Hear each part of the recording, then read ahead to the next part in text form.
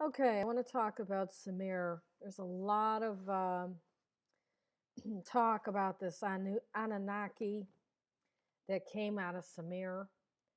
First, let's talk about what was Sumer. Well, the Sumerians inhabited the area known as Mesopotamia between the Tigris and Euphrates rivers, which is modern day Iraq. And it goes back to about the fourth millennium BC, which is about 6,000 years ago, although I believe they were beginning their city states quite a bit longer before that. Now, each Sumerian city state was independent, and it was ruled by a king called a Lugal, or an En. And they presided over a very well ordered society. Okay, now each city had some public buildings and usually a tower called a ziggurat, and that was the main center for each city. Now they were pretty good at farming, they had irrigation, and they had a pretty structured society. And most of the people were farmers and fishermen. As I said, yeah, most were farmers and fishermen. Others were scribes and craftspeople and homemakers. There were rich and powerful families that owned large estates, and they had slaves. Generally, the rich elite were the ones that got an education.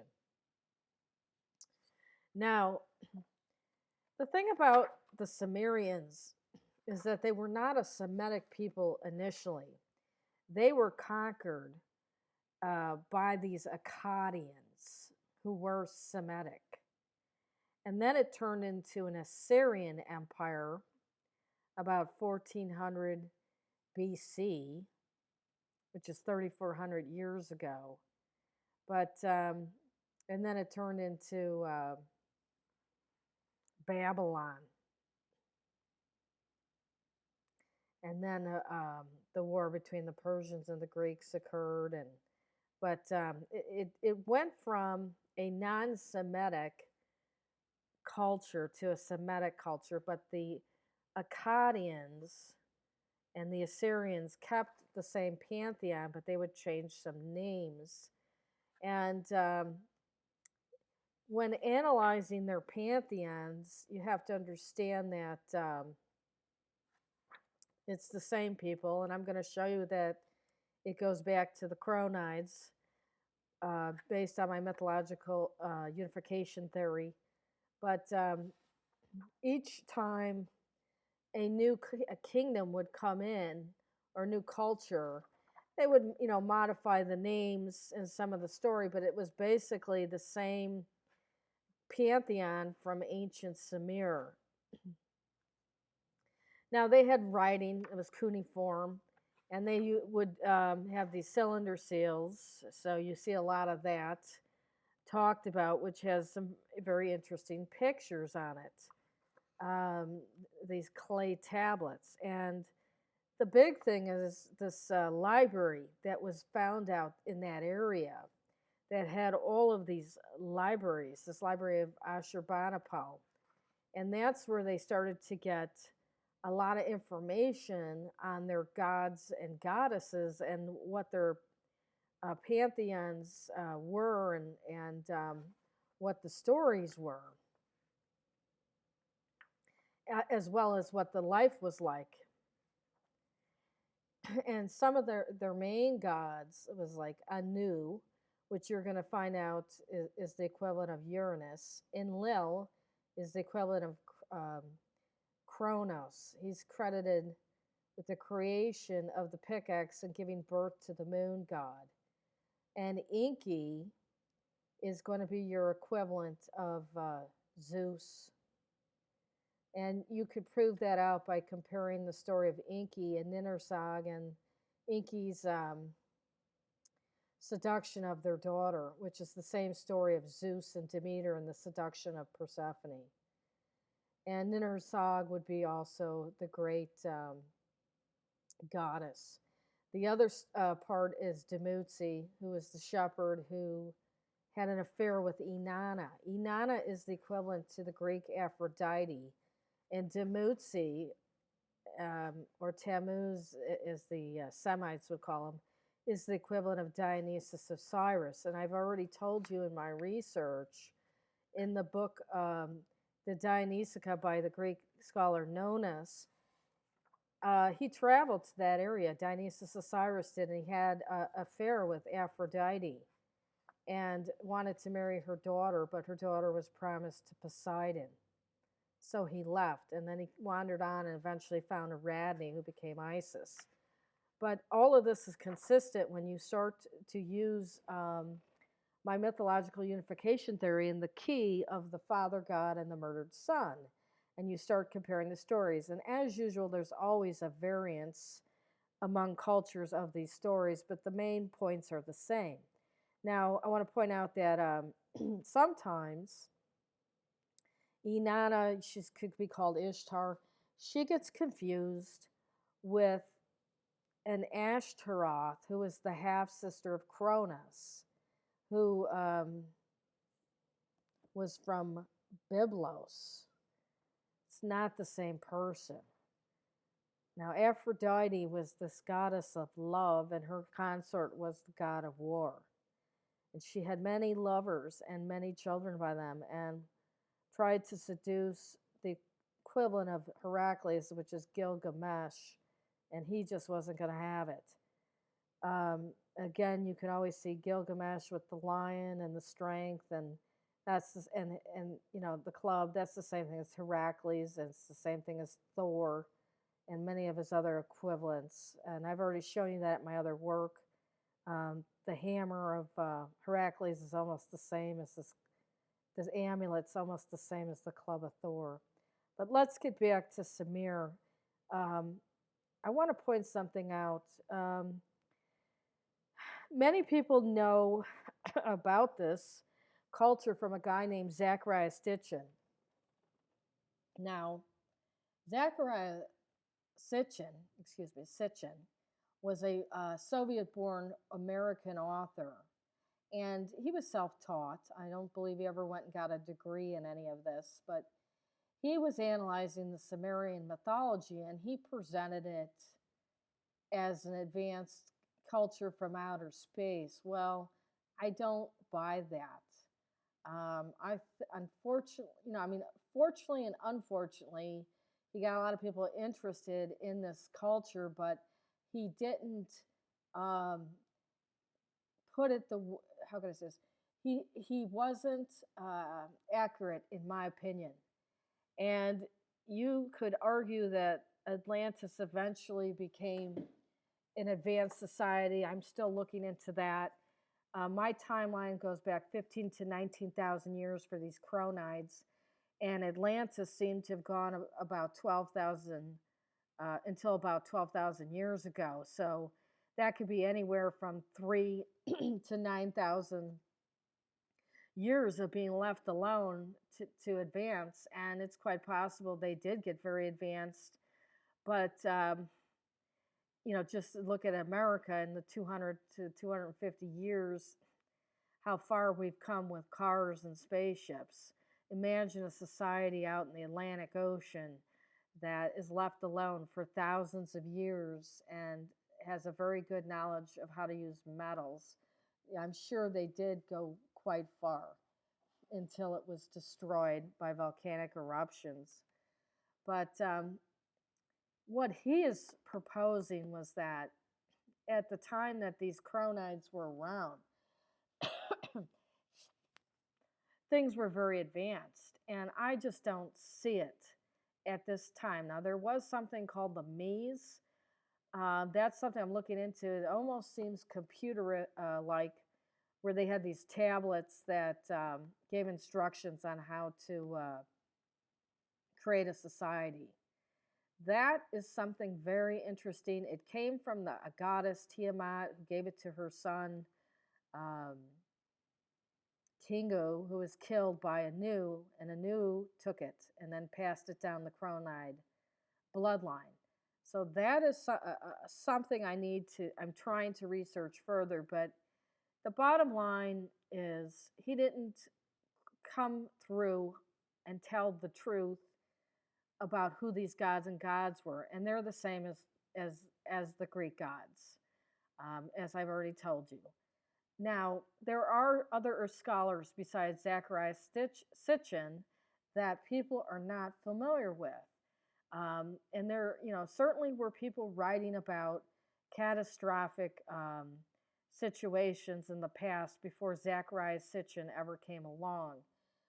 But the point is, there was a professor named Samuel Noah Kramer, one of the world's leading Assyriologists and a world-renowned expert in Sumerian history and Sumerian language. And he was born in 1897, so he came way before Zechariah Sitchin. This guy went, I think he was Jewish, and he came out of Russia, and he ended up going to Pennsylvania. And he wrote quite a bit, doing translations of these clay tablets that were found out of ancient Iraq. And he also had a mentor that was very good at this as well. But Kramer died in 1990. So he was 90 years old. And I have gotten several of his books, and they're very good to talk about what was in those clay tablets of these ancient Sumerians. And one of his books is called History Begins at Sumer. And another book that I have is called The Sumerians, Their History, Culture, and Character. And I'm going to talk about what he wrote in a little bit. Now, there's another lady. Her name is Dr. Stephanie Daly. She's out of England. And she's still alive. I actually contacted her, but she is. Now, I want to point something out from this book by Samuel Noah Kramer, History Begins at Sumer. Very interesting. Now, there is a cylinder seal that I have made a copy of the page in his book. And it's a plowing scene, reconstruction of plowing scene from a cylinder seal impression on a Nippur tablet in the University Museum. Note, cedar plow. Okay, what do you see on that? You see the cross of Quetzalcoatl. That is the same symbol that I have found on the petroglyphs in Nevada at the Valley of Fire, and it's the same symbol found with the snake goddess at the Temple of Gnosis in Crete. Again, this is another symbol of the Cronides, and it ties all of it in. You've got connection to Sumer, to Nevada in the United States, and to Crete in Europe. Okay, getting back. In this book, he talks about some of the tablets, and he does some of the translation. And one of the big things for me is, I'm always learning, and I'm still, seeing things that change my views. But what really got me was this Anunnaki and who they are, and that some of the Sumerians are mentioned as black-headed. Now, because they're black-headed, it doesn't necessarily mean they're black African. They could be black Indian. They could be black Asiatic. But I've had confusion on who the Anunnaki were versus the gods. And I did find a passage from the myth of cattle and grain, which describes the birth in heaven of the gods of cattle and grain, who were sent down to earth to bring prosperity to mankind. And this is what it says. Quote, on the mountain of heaven and earth, An begot the Anunnaki, end quote. An is Uranus, so this is the creation of the gods. Okay, so here we can then assume the Anunnaki were the offspring of An, who's probably Anu, who are the descendants of Uranus and all of the Cronides and all of their relatives. Okay, I'm going to read from this myth called Cattle and Grain. And it talks about the Anunnaki being unable to make effective use of cattle and grain until man was created. So, this is something I'm still researching. Um, it's rather interesting. So, let's read from this. After on the mountain of heaven and earth, On, the heaven god, had caused the Anunnaki, his followers, to be born, because the name Ashnan, the grain goddess, had not been born, had not been fashioned, because Utu, the goddess of clothing, had not been fashioned, because to Utu no Tamanos had been set up. There was no ewe, no lamb was dropped. There was no goat, no kid was dropped. The ewe did not give birth to its 2 lambs. The goat did not give birth to its 3 kids. Because the name of Ashnan, the wise, and Lahar, the cattle god. The Anunnaki, the great gods, did not know. The Shesh grain of 30 days did not exist. The Shesh grain of 40 days did not exist. The small grains, the grains of the mountain, the grain of the pure living creatures did not exist, because Utu had not been born, because the crown of vegetation had not been raised, because the Lord had not been born, because Sumagan, the god of the plain, had not come forth, like mankind when first created. They, the Anunnaki, knew not the eating of bread, knew not the dressing of garments, ate plants with their mouth like sheep, drank water from the ditch. In those days, in the creation chamber of the gods, in their house Duku, Lahar and Ashnan were fashioned. The produce of Lahar and Ashnan. The Anunnaki of the Duku eat, but remain unsated. In their pure sheepfolds shew milk the good. The Anunnaki of the Duku drink, but remain unsated. For the sake of their pure sheepfolds, the good man was given breath. In those days, Enki says to Enlil, Father Enlil, Lahar, and Ashnan, they who have been created in the Duku, let us cause them to descend from the Duku.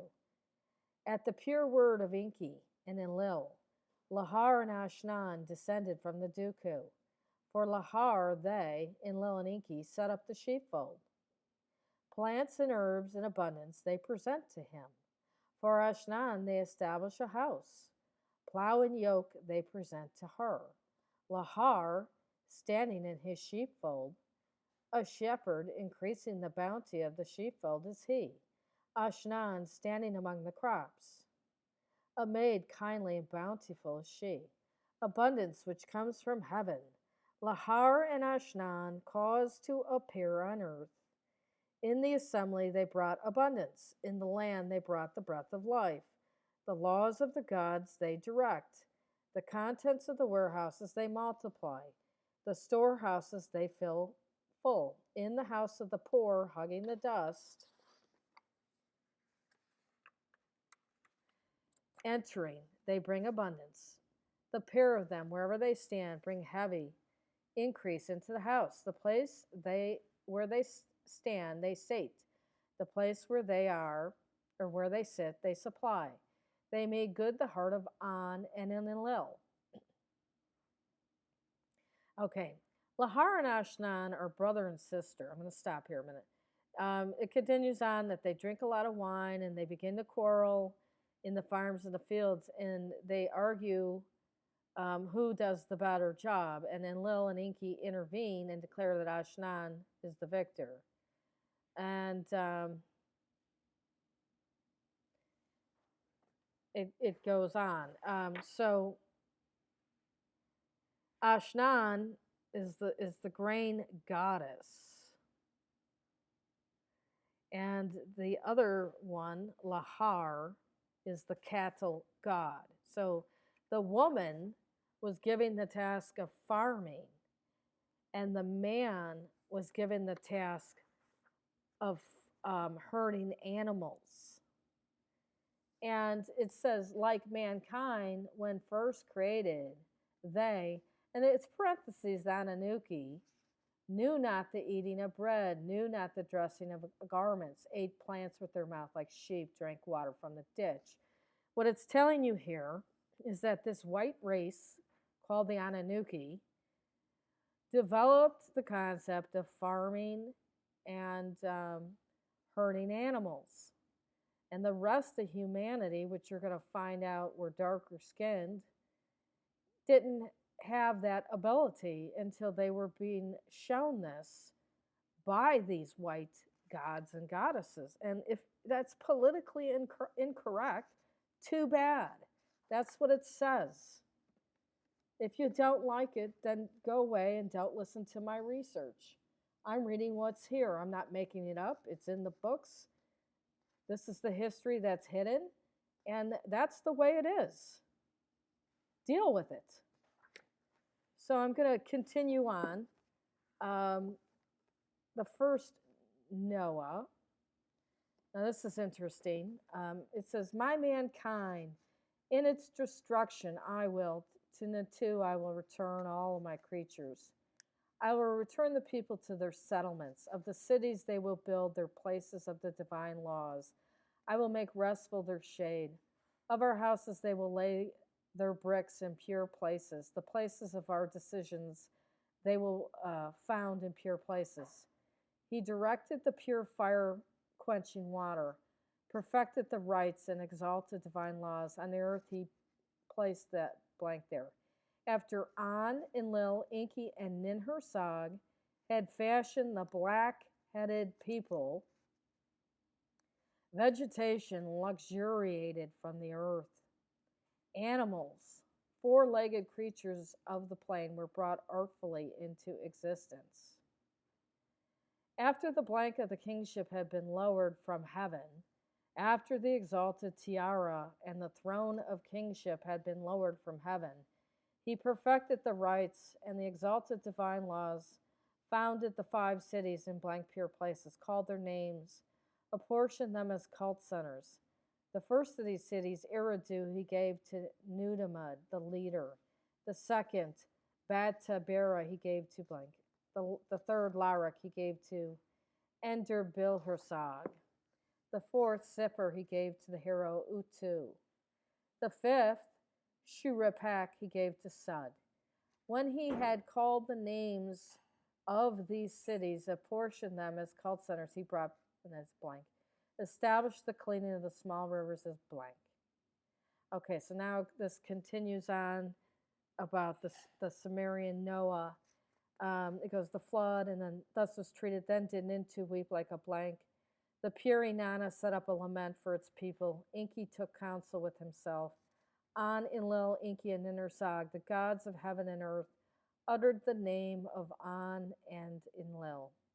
Then did Ziasudra, the king, the Peshishua blank, built a giant blank. Humbly, obediently, reverently, he attended daily, constantly, he, bringing forth all kinds of dreams, he, uttering the names of the heaven and earth, he, the gods of all. Zastra, standing at its side, listen. Stand by the wall at my left side. By the wall I will say a word to you. Take my word, give ear to my instructions. By our blank, a flood will sweep over the cult centers to destroy the seed of mankind. Is the decision, the word of the assembly of the gods. By the word commanded by An and Enlil, its kingship, its rule would be put to an end. Okay, so this continues on, and Ziastra.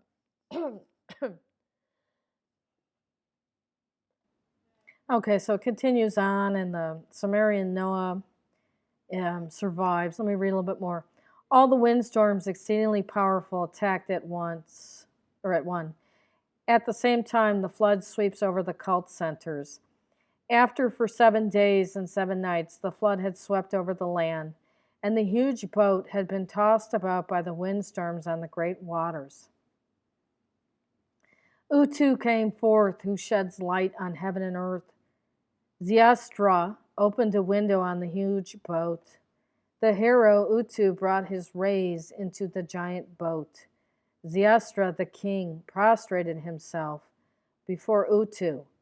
The king kills an ox, slaughters a sheep. Okay, and then it continues on a little bit more. On and Enlil uttered breath of heaven, breath of earth, by there it stretched itself. Vegetation coming up out of the earth rises up. Ziastra, the king, prostrated himself before An and Enlil. An and Enlil cherished Ziastra. Life like a god they give him. Breath eternal like a god they bring down for him. Then Ziastra, the king, the preserver of the name of vegetation and of the seed of mankind, in the land of crossing, the land of Dilmun, the place where the sun rises, they cause to dwell. Okay, so basically, even though parts of that tablet was gone, it's enough to show you that a flood came through. This king was, praying to be survived. An would be Uranus, Enlil would be Cronus, Enki would be Zeus, Ninhursag would be Demeter. And he survives. He's on a boat. He makes it. And then the land grows vegetation again. And based on my research and, the sinking of Atlantis about 12,000 years ago, per the writings of Plato, we don't know if that's what caused the flood in that area or not. Something happened, but people survived. And I just read it to you that these Anunnaki were the ones that taught the black-headed people how to farm and herd animals. Before that, they were eating grass like an animal and drinking out of the water like an animal. If you don't like it, too bad. That's what the book says. That's what the writings say. That's why they want to keep all this stuff hidden. That's why they get people, like Zechariah Sitchin to tell you some nonsense about spaceships and all that, because they don't want the real politically incorrect truth to come out of what's been recorded. So continuing on, Dumuzi, you could go in and read this. Dumuzi would be the equivalent of Osiris, Dionysus Osiris, and it'll talk about how he comes in and wants to mate with Inanna. He does, and some of this is quite salacious. I'll just read a little bit. As for me, my vulva, for me the piled high hillock, me the maid who will plow it for me, my vulva, the watered ground for me the queen, who will station his ox there. O lordly lady, the king will plow it for you, the king Dumuzi will plow it for you. And okay, so this continues on, they end up having an affair, and he helps her, but he doesn't stay with her.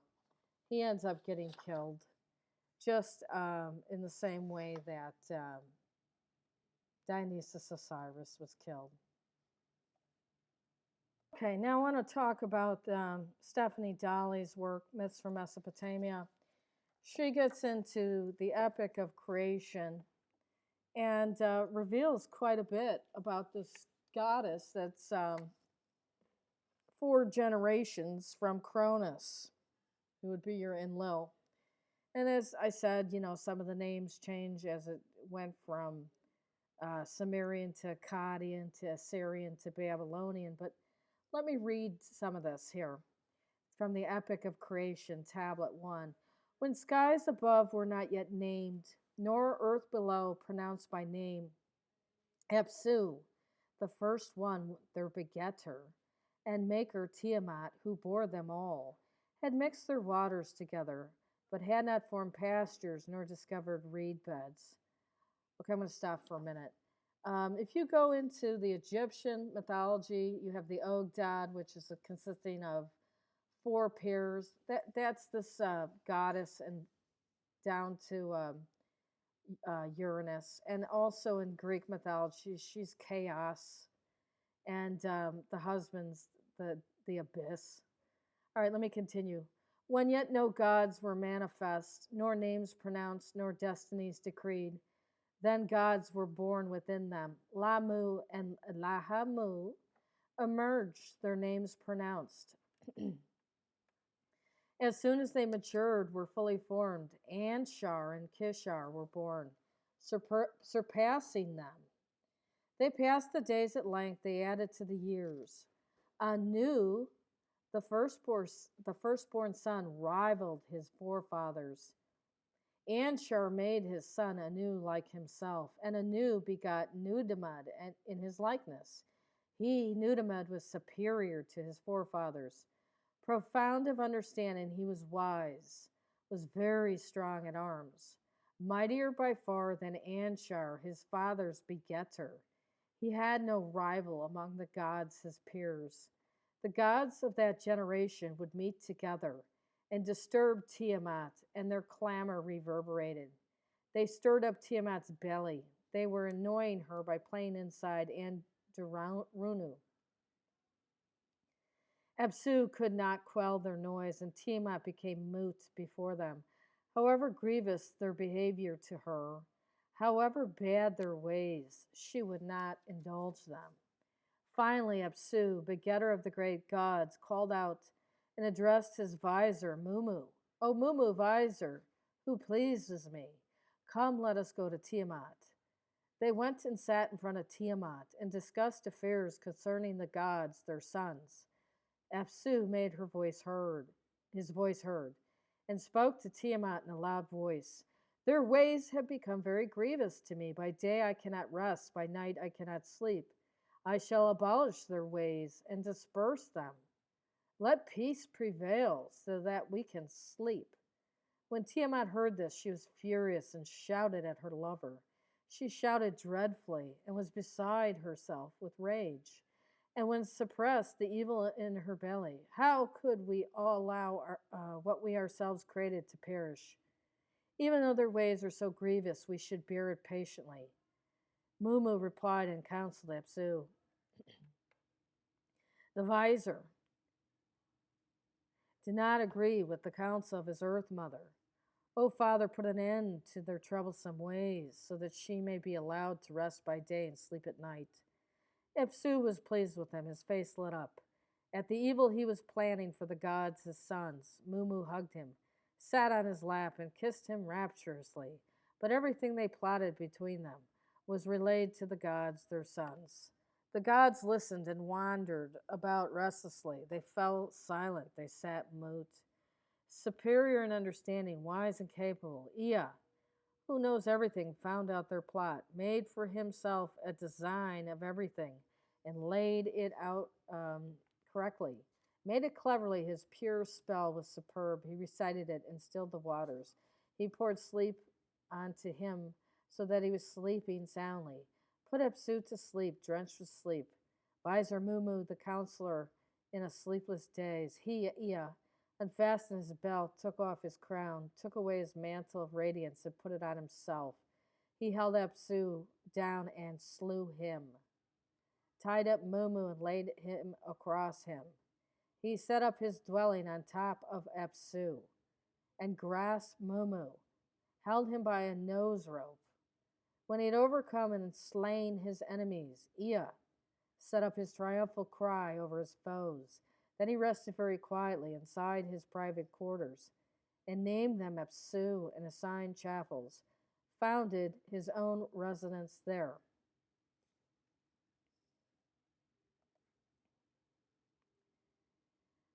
And Ea and Damkina, his lover, dwelt in splendor in the chamber of destinies, the hall of designs, Bel, cleverest of the clever, sage of the gods, was begotten. All right, let me stop. Ea is another name for Anu, who is the equivalent of the Greek Uranus. Bel is another name for Cronus. Okay, let's continue. And inside Apsu, Marduk was created. Inside pure Apsu, Marduk was born.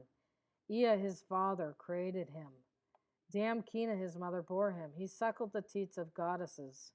The nurse who reared him filled him with awesomeness, proud with his form, piercing his stare. Mature his emergence, he was powerful from the start. Anu, his father's begetter, beheld him. I'm going to stop for a minute. Anu, his father's begetter, that would be Marduk, beheld him. Okay. And rejoiced, beamed. His heart was filled with joy. He made him so perfect that his godhead was doubled. Elevated far above them, he was superior in everything, or in every way. His limbs were ingeniously made beyond comprehension, impossible to understand, too difficult to perceive. 4 were his eyes, 4 were his ears. When his lips moved, fire blazed forth. The 4 ears were enormous, and likewise the eyes, they perceived everything. Highest among the gods, his form was outstanding. His limbs were very long, his height outstanding. Meritu, Meritu, sun, majesty, majesty of the gods. Clothed in the radiant mantle of 10 gods, worn high above his head. Okay, so Anu is just creating himself as Marduk. All right, so I'm going to continue on. It goes on. It says, they addressed Tiamat, their mother, saying, because they slew Apsu, your lover, and you did not go to his side, but sat mute, he has created the 4 fearful winds to stir up your belly on purpose, and we simply cannot sleep. Was your lover Apsu not in your heart? And Mamu, who was captured? No wonder you sit alone.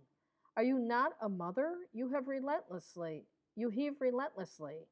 But what about us? You cannot rest? Don't you love us? Our grip, our eyes are sunken.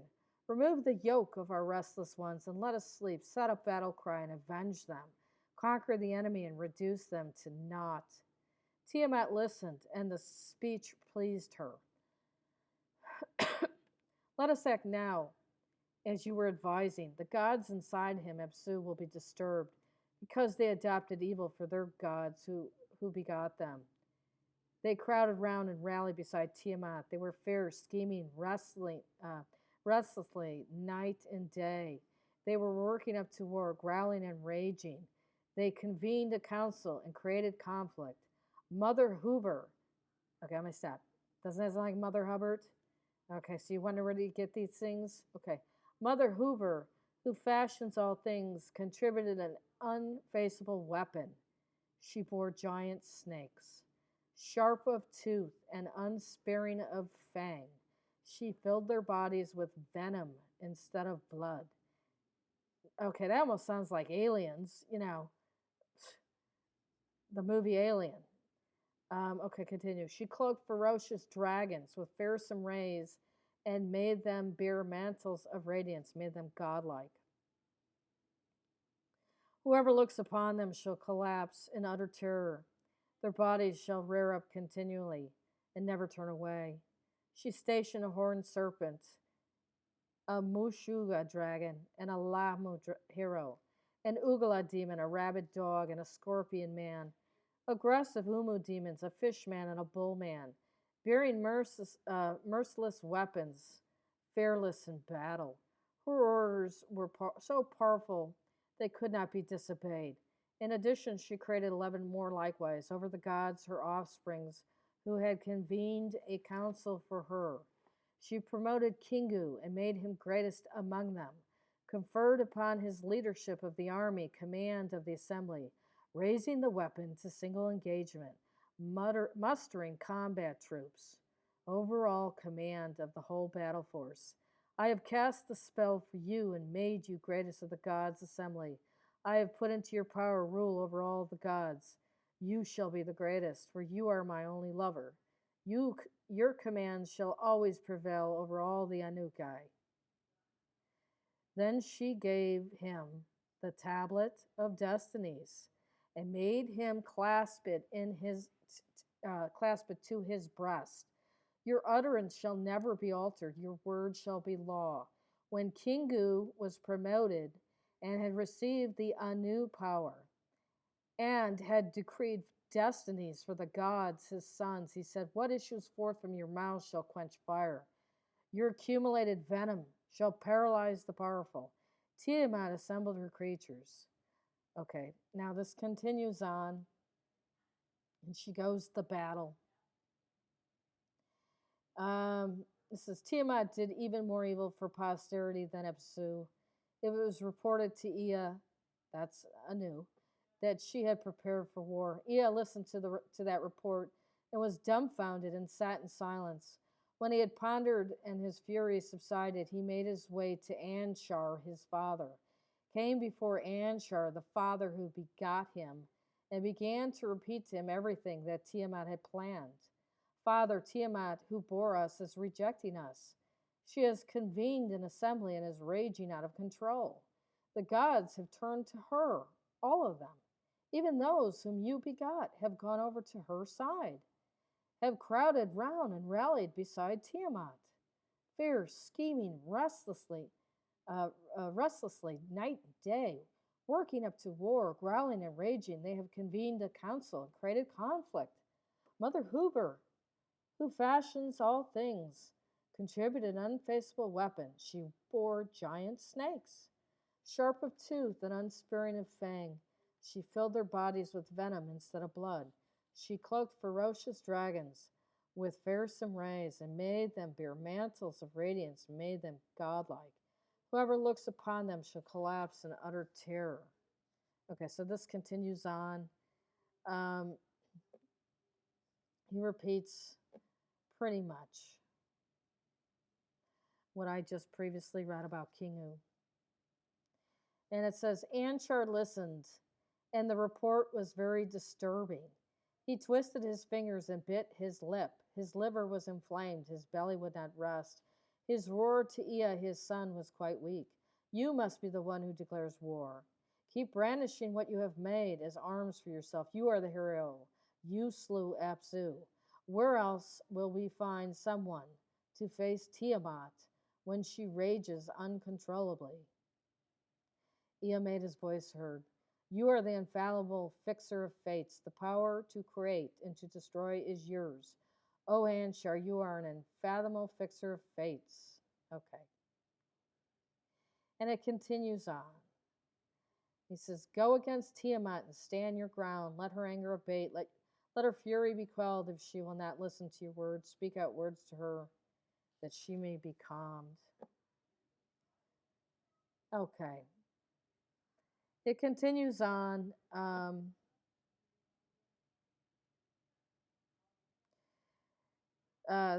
The Agigi assembled before the Anukai. Okay, it says Anshar was speechless.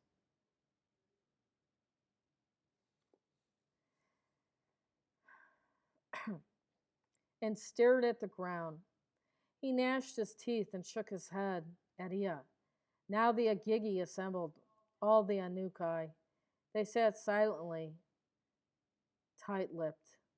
Will no other god come forward, his fate fixed? Will no one go out and face Tiamat? Then Ea from his secret dwelling called, "The perfect one of Anshar, father of the great gods, whose heart is perfect like fellow citizens or countrymen. The mighty heir who was to be his father's champion, who rushes into battle, Marduk, the hero." Okay, what did I tell you? He calls himself Marduk. It was another one of his names for himself, and symbolistic of four eyes and such. All right, let's continue. He told him his innermost design, saying, "O Marduk, take my advice, listen to your father. You are the son who sets his heart at rest.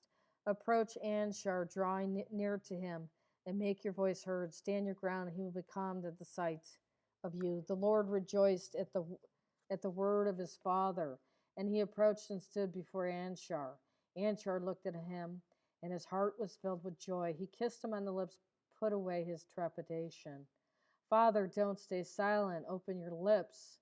Let me go. Let me fulfill your heart's desire. Anshar, don't stay silent. Open your lips. Let me go. And let me fulfill your heart's desire." Okay, now listen closely. Anshar replies, What kind of man has ordered you out to his war?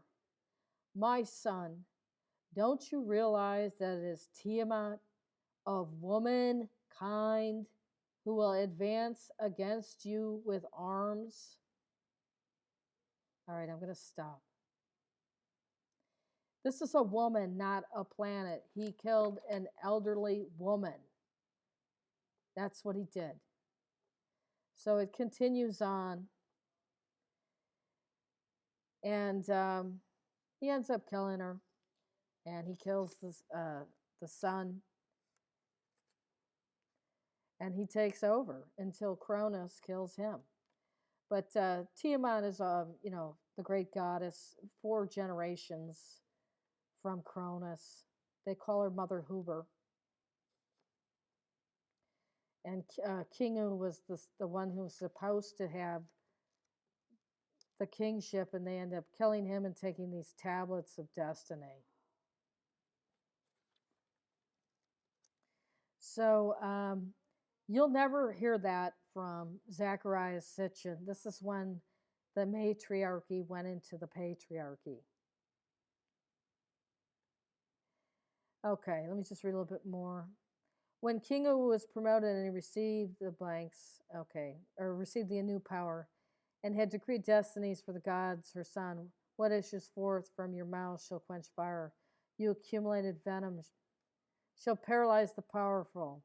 I sent a new, but he was unable to face her. Nudimmud panicked and turned back. Then Marduk, sage of the gods, your son, came forward. I don't believe it was the son. Maybe it was, but I think it was just another version. But it says he wanted of his own free will to confront Tiamat. He spoke his words to me. If indeed I am to be your champion, to defeat Tiamat, and to save your lives, convene the council, name a special fate, sit joyfully together in Ubshu, Ukanaku, and let me, my own utterance, fix fate instead of you. Whatever I create shall never be altered. Let a decree from my lips never be revoked, never changed. Hurry and decree your destinies for him quickly, so that he may go and face your formidable enemy. Lamu and Lahamu listened and cried out aloud. All the Agigi then groaned dreadfully. How terrible, until he and Shar decided to report to us.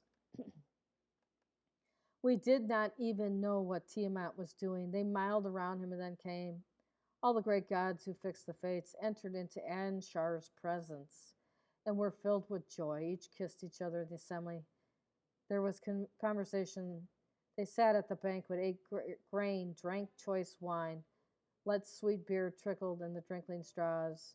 Okay. Continues, and they decreed destiny for Marduk, their champion. They founded a princely shrine for him. Okay, so it continues on in these tablets. Anu is eventually replaced by Enlil, who would be Cronus. And they, basically created cult centers for Anu, Enlil, or they call Enlil is another name, or El, and Ea. Well, Ea, that one gets confused as Enki, but in this case, Ea is another name for Anu. But they had cult centers in ancient Sumer for Enki and Ninhursag as well. And this tablet of destiny thing is quite interesting. And the fact that they were so afraid of this goddess who was creating these things to go to war with her is also something incredibly interesting as well. And, I don't know if it's just symbolism or if there's something even more to this. But basically what they did was they replaced a ruling bloodline that was matriarchally determined with a patriarch, and the bloodline of this Anu, who was Uranus, and then he got kicked out and was replaced by the Cronides, who've been running the show, although I think some of the Prometheans are running the show now. But and it continues on, and they talk about the black-headed people in this again. It says, no other god shall designate the revenues of the black-headed people his own creation, without him, nor decisions about their lifetimes. Jebel, who establishes the blank of weapon, who performed miracles in the battle with Tiamat. Okay, this is pretty much when they. Oh, let me say one more thing. Neberu. Okay, that's the one that everybody keeps talking about. He does indeed hold the crossings of heaven and earth. Neither up nor down shall they cross over. They must wait on him. Neberu is his star, which is bright in the sky. He controls the crossroads. They must look to him. Okay, this Neberu is some kind of a star, and I kind of wonder if it has anything to do with a ficus, because they embedded their story in the stories in the heavens with the cycles of these planets and stars. But you'll never get this from anybody in alternative or mainstream, because they don't want to admit the truth. And this whole religious thing going on goes back to this cult of Jupiter Sabazius, which is Zeus and Cronus. And that goes back to these white people out of ancient Tyre, and they, in Crete, and they spread out all over the place. And they kept fighting amongst themselves, and they tricked from this goddess matriarch structure and her son into this. They tried to set it up with the descendants of Uranus, who's Anu, but then he got kicked out, and it went to Cronus, who, as I've told you in my research, murdered several of his brothers and other people who went up against him. And for quite a while, it's been the Cronides running the show with the Prometheans at their heels, trying to do it as well. But they're never going to ever tell you or put this together. And Zechariah Sitchin didn't do his research to bring this to you. Now, whether this goddess Tiamat was some alien or whatever, I don't know. I mean, certainly they were afraid of her, and she had some, other than giving birth to the gods, some kind of creation ability for an army. And, someone killed her, as well as killed her lover and her son, Kingu. But this is, like I said, she is the Greek goddess, chaos. And if you go into the Ogdod of ancient Egypt, where they take these 4 generations before Cronus and they equate them with frogs and snakes. And what does the modern religion consider frogs and snakes? Unclean. Well, that goes back to this Tiamat and Abzu, and then 2 generations in between, and then the generation of Uranus. And Cronus hated Uranus. He murdered him. So those 4 generations are hidden in the mythology of Sumer. So here is another piece of the puzzle. Now, if you're following my research, I've equated, many of these gods and goddesses across the board. I'm going to do some more videos on the Celtic pantheon next, but every one of these mythologies across the globe gives you another piece of the puzzle of what was going on. And as I said, these people were white, they were of giant stature, they were intelligent. When they say created man, they took humans who were black-headed, that was the exact words out of these books, and taught them how to farm and herd animals and be civilized, gave them society. Before, they were drinking from rivers and eating grass like animals. So they considered the humans that they civilized their creation. And They may have even mated with some of them to create like a half-breed kingship line, which is, I believe, what they did. In one of these writings, I'm going to have to look it up, they talk about they took one of these Agigis who revolted and used him, because he had intelligence, to mate with these black-headed people and create a different kind of people or a leader. And they killed off this revolting Agigi. And I think it was Gestanu was the guy's name. I'll have to look it up. But that's how they were doing it. So they were getting these other people on the planet and trying to teach them agriculture and herding to do the work, and then they would breed with some of their people to create a kingship line. So that would be like a Nephilim. And that king would be the ruler of the other ones, the other dark-headed people, while these Cronides, or whatever you want to call them, Anunnaki, gods and goddesses, they always considered themselves gods and goddesses and superior and different, and they were always said to be of larger stature than everybody else. But they would, like I said, they would breed their genetics through sexual intercourse with some of these other humanoids on the planet to create a ruling class for the rest of the other humanoids that were living like animals, and civilize them and use them to do the work. So whether that's politically correct or not, I don't care. I'm telling you what it says.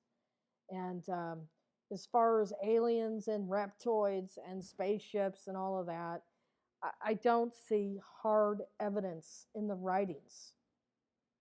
Now, there was something about a wild man, which sounds like a Bigfoot, that gets involved with Gilgamesh.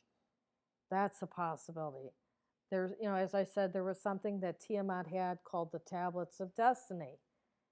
There's something about that we don't know enough about that gave instructions on how to make a civilization. Where did she come from? Who was this goddess? Why were they all afraid of her?